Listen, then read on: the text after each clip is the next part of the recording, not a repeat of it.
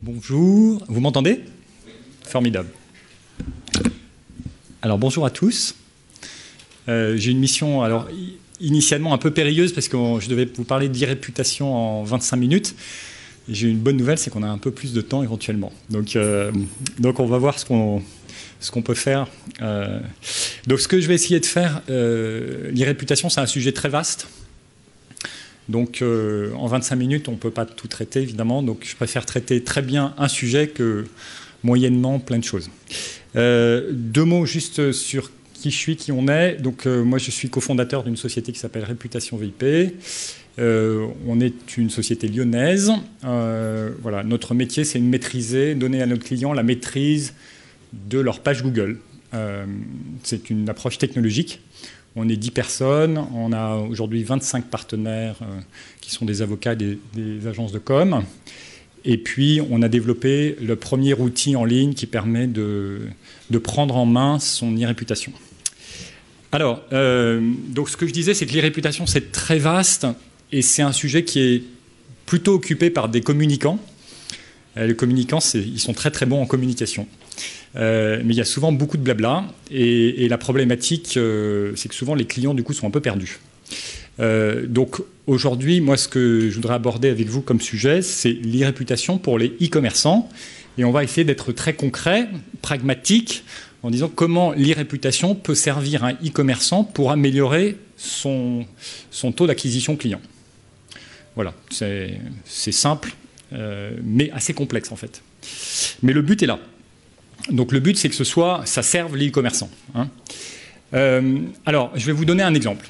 Voilà, Direct Assurance. Alors, Direct Assurance, c'est le leader, c'est une filiale d'AXA. Et c'est le leader en France de l'assurance en ligne. Direct Assurance, c'est des bons e-commerçants, c'est du grand public. Hein. On voit leur homepage, très travaillé, il y a les call to action, je pense qu'ils ont fait beaucoup de A/B testing, parce qu'ils ont les volumétries pour faire tout ça. Voilà, je pense qu'il y a du boulot, il n'y a rien à dire, j'aurais rien à dire sur leur homepage. Maintenant, ce que je voudrais vous montrer, c'est ce que nous on appelle la vraie homepage de Direct Assurance. Voilà. Alors ça pour nous, vous m'entendez si je parle comme ça? Enfin, ça va? Ça, je peux me déplacer. Donc la vraie homepage de Direct Assurance, pour nous, c'est ça. C'est-à-dire, c'est quoi? C'est vous tapez sur Google Direct Assurance et il y a des résultats qui sortent. Alors, qu'est-ce qu'on voit? Ça, c'est la page de Google. Qu'est-ce qu'on voit? Alors, tout en haut, j'ai pas de... Alors, tout en haut, vous voyez Direct Assurance téléphone, Direct Assurance numéro, Direct Assurance avis. Ça, c'est ce qu'on appelle les Google Suggest.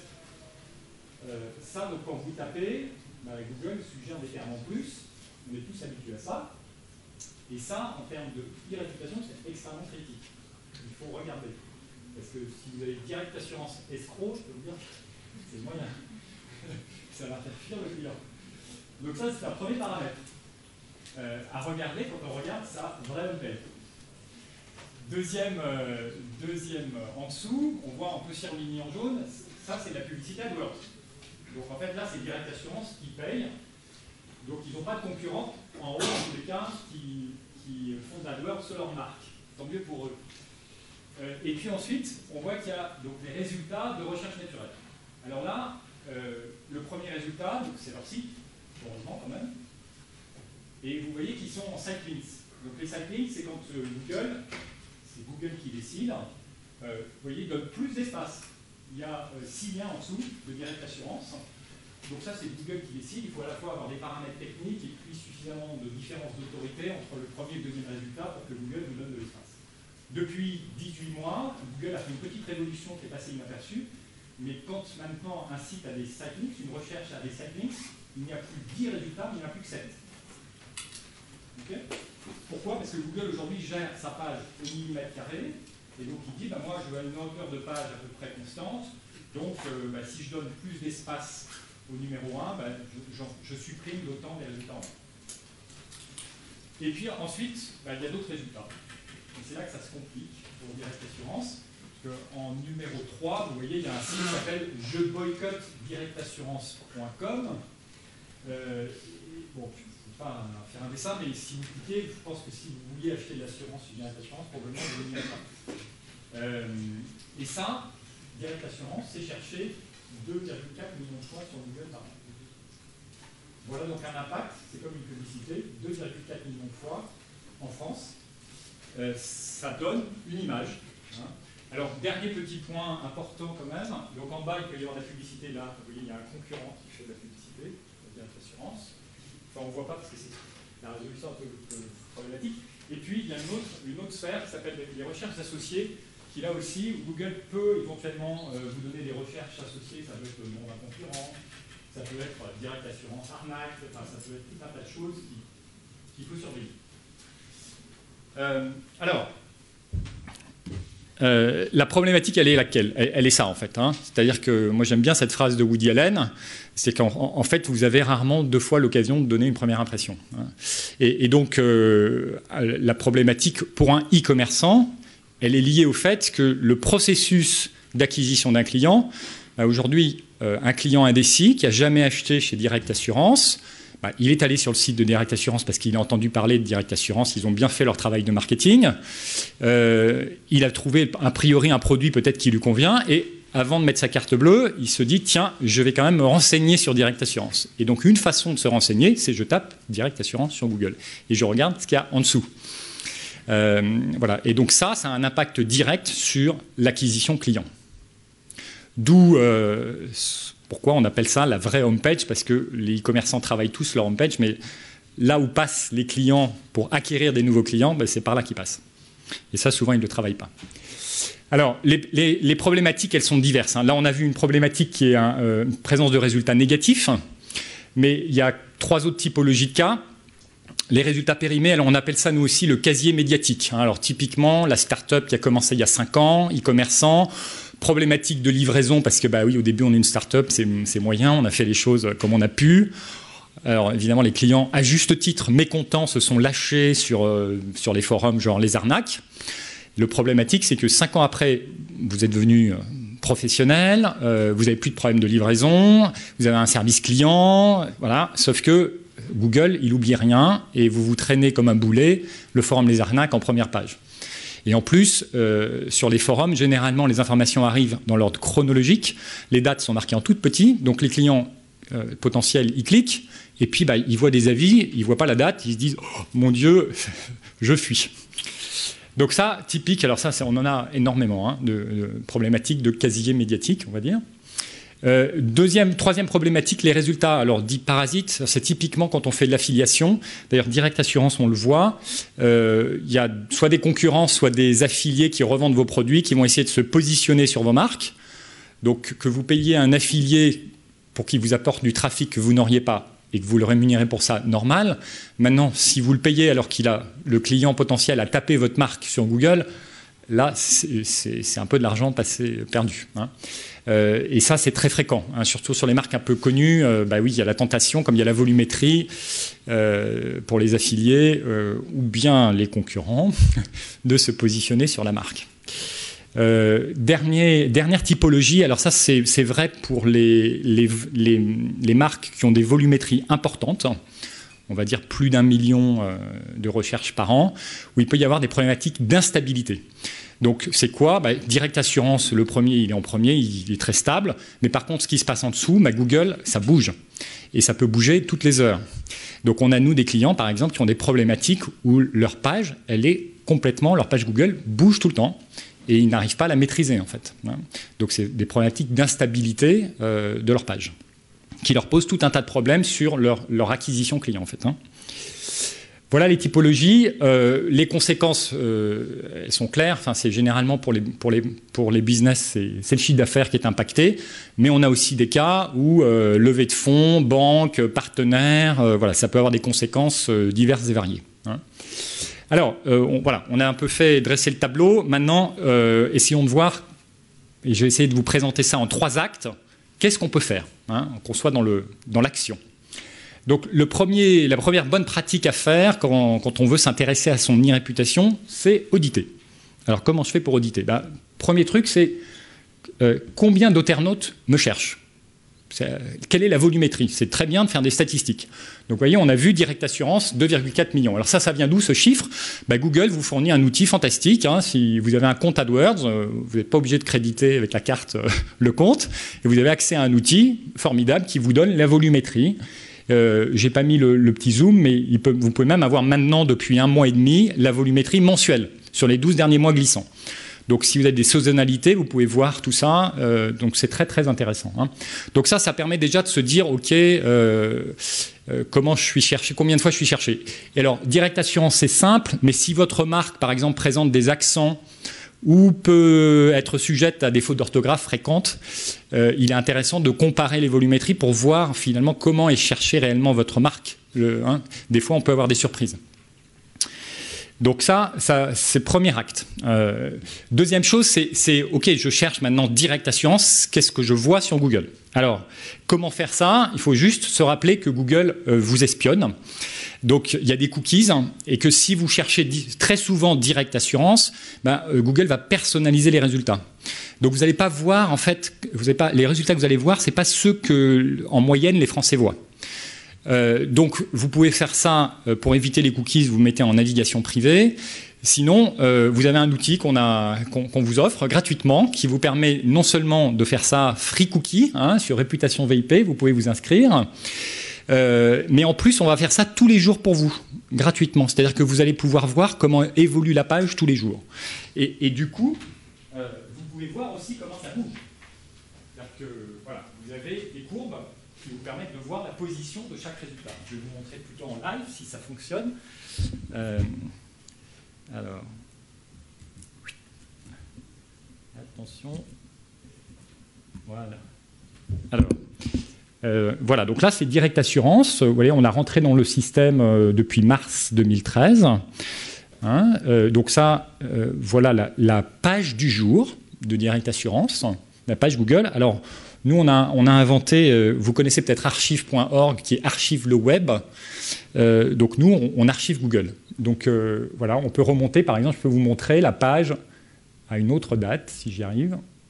Voilà, le 6 septembre, voilà. Ça, c'est la page Direct Assurance, en dessous, ici. Voilà les résultats le 6 septembre. Vous voyez, par exemple, Direct Assurance, le 6 septembre, ils n'avaient pas les sitelinks. Les sitelinks, ce n'est pas forcément stable. Il y a aussi, on a des clients qui ont des problématiques de stabilité de sitelinks. Voilà. Et puis, donc, avec cet outil, vous pouvez voir la position. Voilà, la position de chaque résultat dans le temps. Du coup, vous pouvez mesurer, parce que Google ne vous dit pas quand ça bouge. Donc, la problématique, c'est souvent vous faites des actions, mais finalement, cette action, si vous ne mesurez pas, vous n'allez pas savoir si elle a un impact positif ou pas sur votre référencement naturel. Voilà. Donc cet outil, il est fait pour vous. On va revenir là. Voilà. Donc ça, c'était acte 1. Alors l'acte 2, il est vachement sympa parce que c'est un acte où on va faire travailler notre imagination. Et c'est plutôt se dire, finalement, si maintenant je pouvais modifier ma page Google, donc Direct Assurance 7 résultats, qu'est-ce que j'aurais envie d'avoir? Alors, évidemment, je n'ai pas envie d'avoir ça. Direct Assurance, voilà ce qu'il pourrait avoir. Alors, tous ces résultats-là, ce n'est pas inventé, ça existe. C'est-à-dire qu'ils font un gros travail, Direct Assurance. Ils ont probablement au moins plusieurs community managers, ils animent de façon importante une page Facebook, ils font de la publicité, donc on retrouve ça sur Dailymotion. Il y a pas mal de gens qui donnent leur opinion sur les sites d'opinion et qui sont plutôt pas mal. Ils ont un compte YouTube, une chaîne YouTube, pareil, qui est animée. Et puis ils ont quand même de la presse, par exemple. Il y a eu un article sur la Tribune, donc ils font des RP. Tout ça, c'est des budgets qu'ils investissent, mais ça ne se retrouve pas sur leur page Google. Tout ça, c'est en page 2, 3, 4. Donc c'est quand même un peu dommage. Mais voilà ce que pourrait être leur page. Alors, autant vous dire qu'entre ça et ça, si moi je suis client indécis et j'arrive là-dessus, je fuis, surtout si je clique sur 3 ou 4, si j'arrive là, j'ai peut-être plus de chances de devenir client. Ok, ça c'était la séquence rêve. Maintenant, on va essayer de voir comment on peut faire. Donc là, on rentre dans l'action.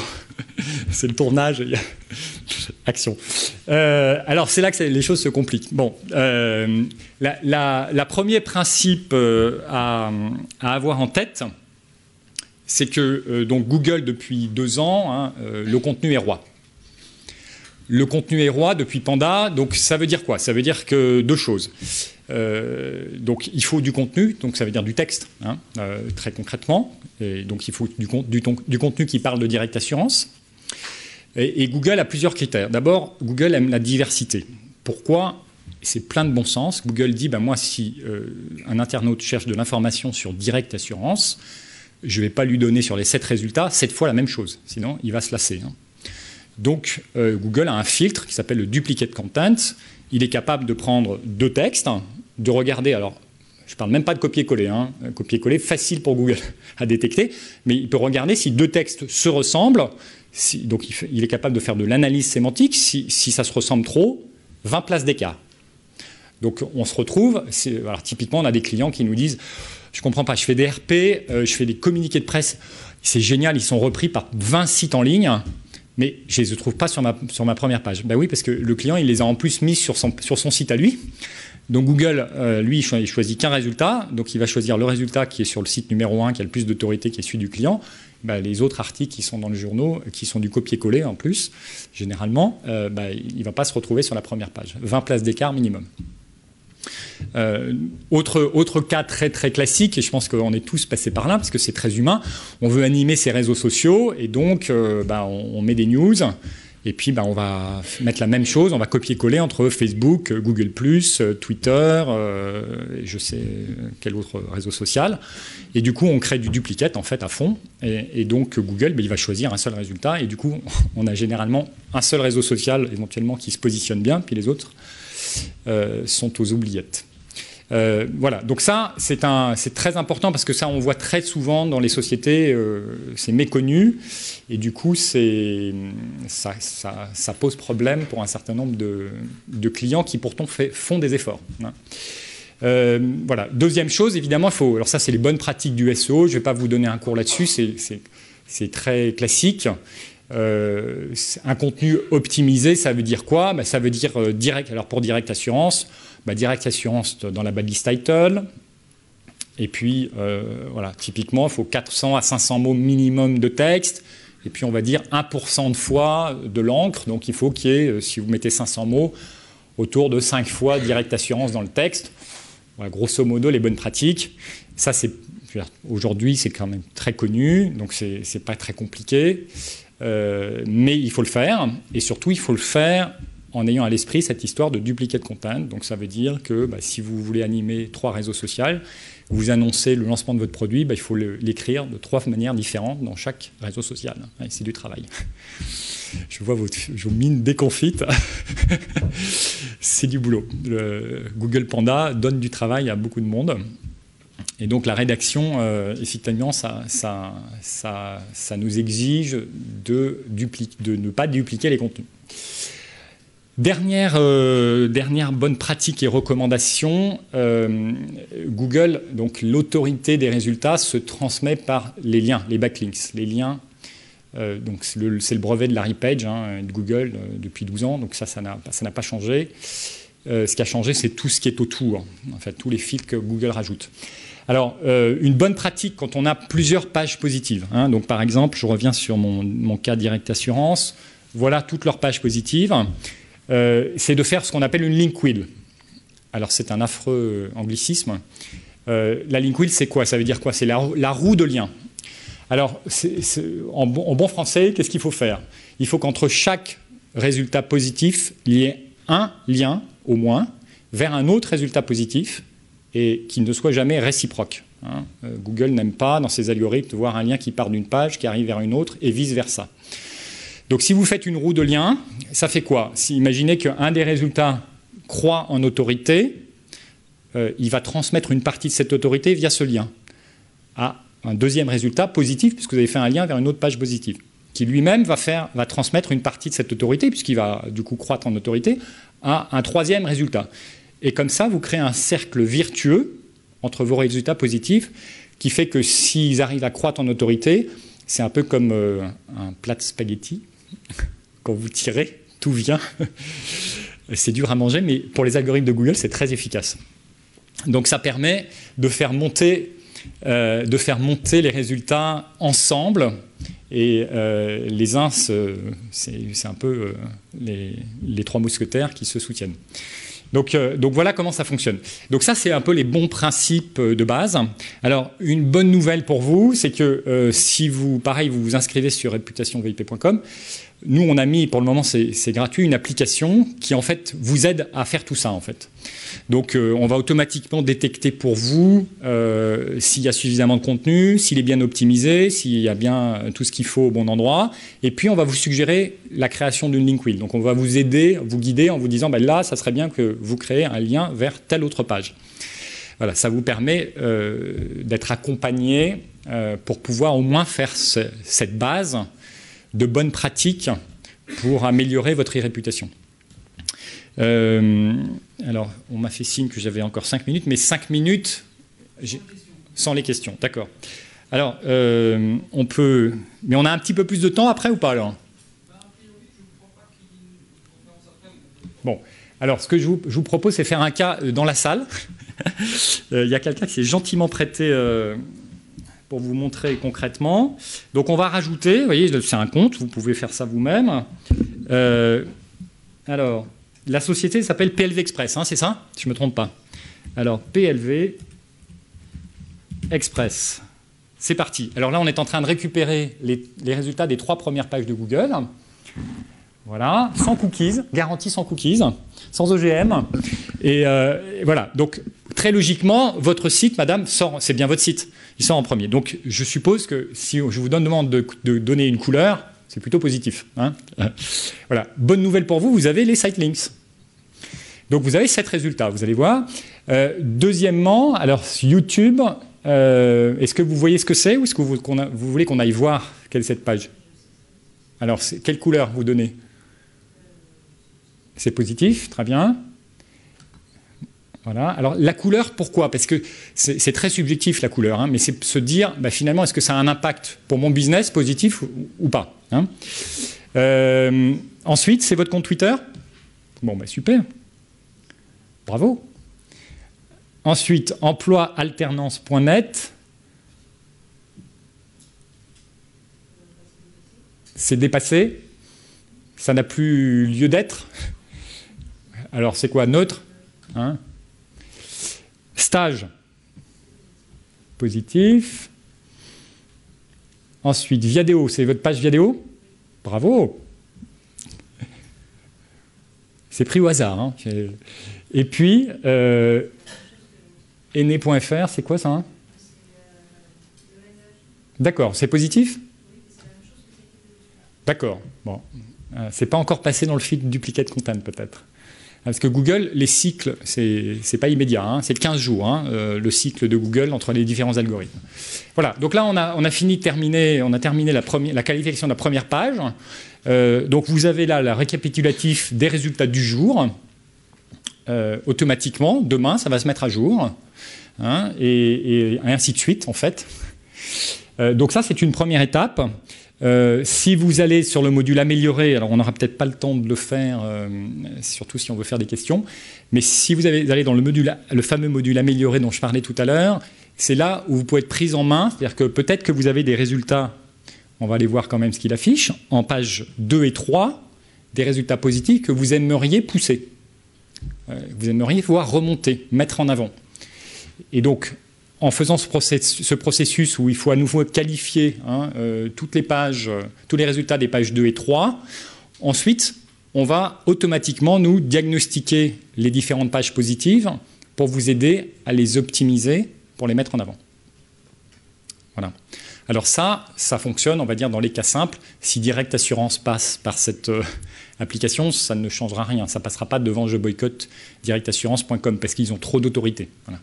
Donc après, il faut une technologie, voilà, qui est notre technologie. Voilà, je vous propose de passer aux questions si vous le souhaitez.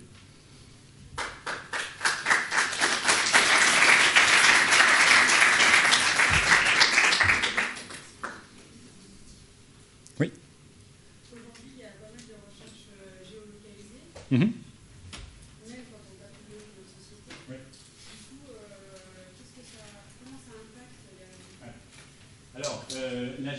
géolocalisation, c'est très fort, évidemment, chez Google. Alors, ça dépend un peu dans quel secteur vous êtes. Parce que il faut voir, donc Google met des scores.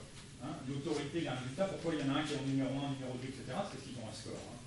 Donc après, dans ce calcul de score, il y a plein de paramètres qui rentrent en œuvre. Hein, et donc, il y a une famille de paramètres de géolocalisation qui peuvent être, on va dire, l'historisation de vos cookies, et puis vraiment la géolocalisation de l'adresse IP.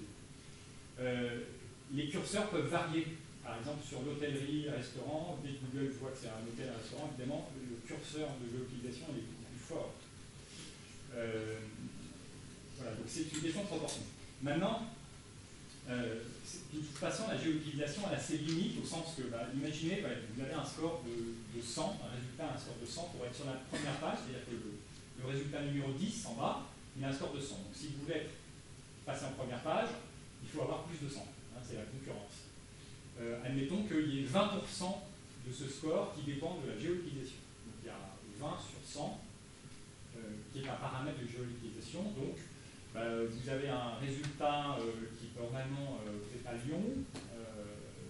Cette partie-là, par exemple, qui va encourager, et donc il y a un résultat lyonnais aux yeux de Google, il va influencer 20% du score global.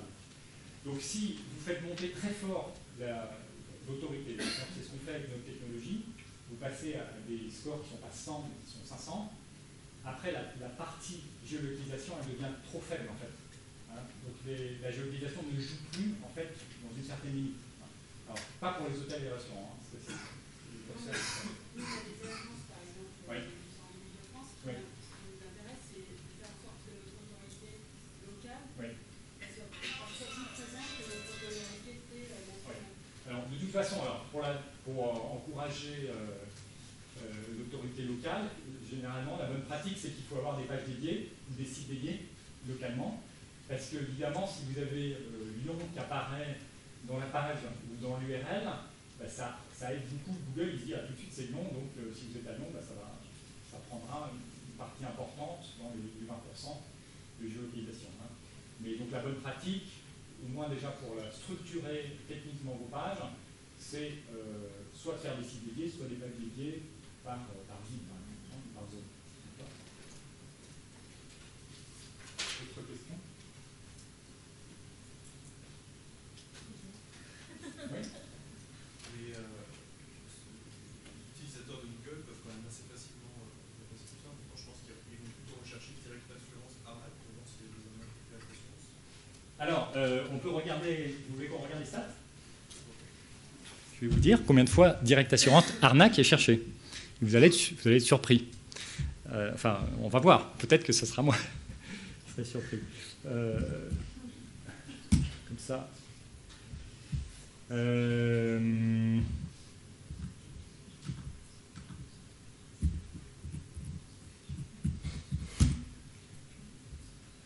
Voilà, donc là je me connecte à un compte AdWords. Voilà. Et je vais dans outils de planification des mots-clés.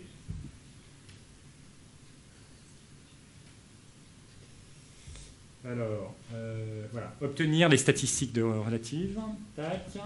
Alors, direct, assurance, arnaque. Et là, vous voyez, je cherche en France. Tac, Google. Obtenir le volume de recherche. Ensuite, je vais là. Voilà. Vous voyez, c'est cherché 50 fois par mois. Hein? Alors, avis, si vous voulez.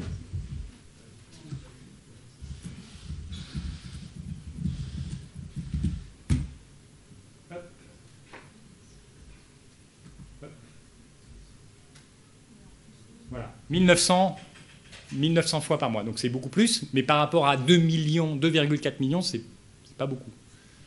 Hein, donc, alors évidemment, on peut dire quelqu'un qui cherche direct assurance à vie, c'est probablement, il y a plus de chances que ce soit un prospect que quelqu'un qui cherche juste direct assurance.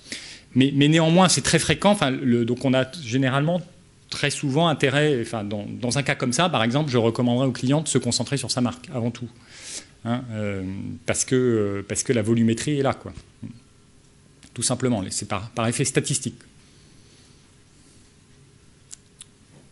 Autre question? Oui. Alors, pardon? Votre travail, c'est quoi? C'est faire des préconisations ou d'aller jusqu'à l'optimisation d'elle-même?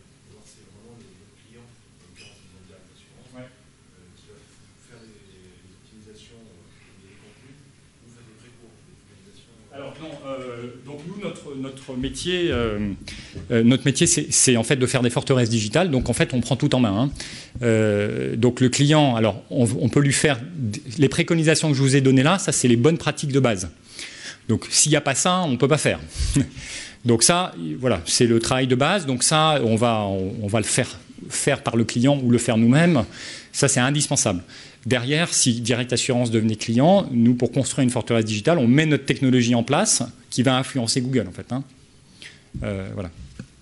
Et du coup, tout ce qui est avis externalisé, en fait, quand on parlait de e-commerce, oui. qui va être e-commerce, Trusted Shop, etc. Oui. Là-dessus, on ne peut pas forcément jouer.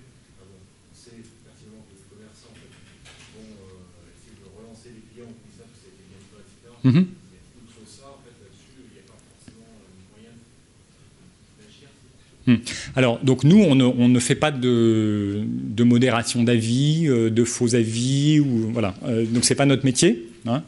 Par contre, en best practice, donc souvent les clients, c'est des problématiques. Ils disent voilà, qu'est-ce que je fais avec les avis. Donc là, plusieurs aussi règles de bon sens. Première règle de bon sens, il vaut mieux avoir les avis sur un site, soit un site dédié pour ça, mais où il y a une relation avec le site commercial professionnel, et d'encourager d'avoir tous les avis, si possible, regroupés dans un canal, plutôt que d'avoir des avis qui sont éparpillés dans plein de forums, parce que c'est compliqué en termes de gestion, et puis ça a beaucoup plus de risques en termes d'irréputation. Donc ça, c'est la première bonne pratique. Donc éventuellement, ça peut être aussi, donc on a nous des clients, on leur avait recommandé de créer des sites d'avis, de créer un site d'avis, en fait un forum, qui permet à leurs clients de s'exprimer. On a des clients qui ont, par la nature même de leur business, parce qu'ils traitent des millions de commandes par mois, forcément, sur le million de commandes, il y a 0,5% qui se passe mal. Sur les 0,5%, il y a 10% de gens qui se plaignent sur Internet. Et ça fait tout de suite beaucoup, en fait. Donc ils ont tout intérêt à canaliser ces flux sur un espace qu'ils gèrent. Donc ça, c'est le premier bon principe. Deuxième bon principe, c'est de ne pas craindre l'avis négatif. Je veux dire, c'est une question de proportion, mais il ne faut surtout pas être allergique à l'avis négatif. Des sites d'avis où il n'y a que les avis positifs, aujourd'hui, les internautes, ils sont éduqués maintenant, donc ils savent que c'est louche, quoi. Donc au contraire, des avis négatifs en proportion, ça peut crédibiliser des avis positifs. Et puis, alors, troisième bonne pratique, alors ça, c'est toujours un peu compliqué, un peu contraire à ce que je viens de dire. Moi, j'encourage toujours la relation client. Enfin, voilà, les sites d'avis, c'est quelque part une façon de... Un client, s'il n'est pas content, il faut le prendre en main. Alors, souvent, la bonne pratique, on va dire, du community manager, ça va être de répondre sur le forum. Problème, Google. C'est-à-dire que là, alors souvent, en plus, vous allez répondre, alors, imaginons que vous êtes Direct Assurance, je suis le community manager Direct Assurance, vous allez dire Direct Assurance, etc., s'excuse, etc., contactez-moi, blablabla. Alors vous allez remettre du contenu parfaitement optimisé sur Direct Assurance. Et donc on a des clients qui nous disent « Ah mais c'est atroce, je fais tout plein d'efforts sur les forums et ça n'arrête pas de remonter. » Et oui, parce que vous créez encore plus de contenu, c'est du contenu qui est rafraîchi, donc Google, miam miam, et en plus c'est du contenu optimisé, donc ça se positionne très très bien sur les marques, quoi. Donc en fait, dans ces cas-là, quand on a des problèmes comme ça, la bonne pratique, c'est soit de pas répondre, ou soit de répondre sans optimiser le contenu, en l'orientant l'internaute vers un autre site, qui est plutôt un site d'avis modéré, on va dire, où là, vous avez la main, quoi. Il y avait une autre question. Non. Autre question ?